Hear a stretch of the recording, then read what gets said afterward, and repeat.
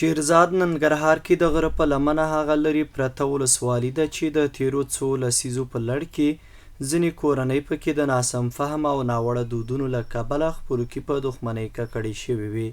چې په دې وروستیو کې د سیمه ییزو مسؤلینو او مخورو په منځګړیتوب ګڼې دښمنۍ پکې په دوستۍ بدلې شوې او دا لړۍ لا روانه ده.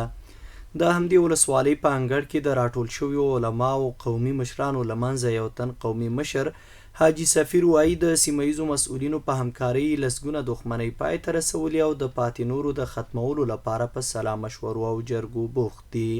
ما کلیواله و ډیره مخکې دغه اول دغه موږ د مهاجرت په وخت کې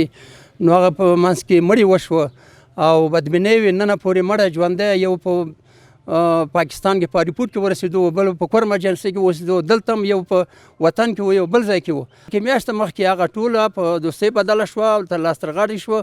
یو بل قومي مشر عبدالله وایي د تیرو څو لسیزو دښمنۍ هم چې لسګونه تنه پکې وژل شوي وو په دوستۍ بدلې شوي. دی وایي د اسلامي امارت په راتلو شیرزاد ولسونه تر بل هر وخت د یووالي په ټغر راټول دي. منګه چې هغه د چا روغې جوړې کړي دي اوس هم پکې روان یو هغه کومې چې پاتې دي انشاءالله دا به دې له باندې په ټکی کېدو دا به هم وشي او نور ډېر جنجالونه ډېرې دغسې به شخړې چې دلته وې بدۍ وې هغه انشاءالله یعنې داسې وبوله چې دوه برخې به حل شوي یوه برخه به پاتې. د یادې ولسوالۍ ولسوال مولوي مرتضی خالد وایي نږدې 20 دښمنۍ چې لسګونه کورنۍ پکې ښکېلې وې د علماء کرامو قومي مخورو او سپینګیرو په منځګړیتوب پای ته رسولي دي او هڅه کوي چې شیرزادو کې ټولې خپلمنځي دښمنۍ پای ته ورسوي. نو انشاءالله چې دغه پروګرام په دوام سره درته دا ویلی شم چې موږ دې ته ژمن استو چې پاتې کومې ناخوالې دي د علماو شورا سره په تفاهم د سپینګیرو سره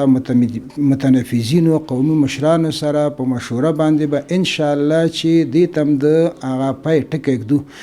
د ننګرهار ولایت قومونو او قبایلو چارو ریاست په خبره له تیرو 4 کلونو راهیسې د ټول ولایت په کچه سلګونه خپلمنځي دښمنۍ پای ته رسېدلي دي او د علماء کرامو او قومي مخورو په همکارۍ هڅې روانې دي تر څو دا ډول ټولې دښمنۍ پای ته ورسوي.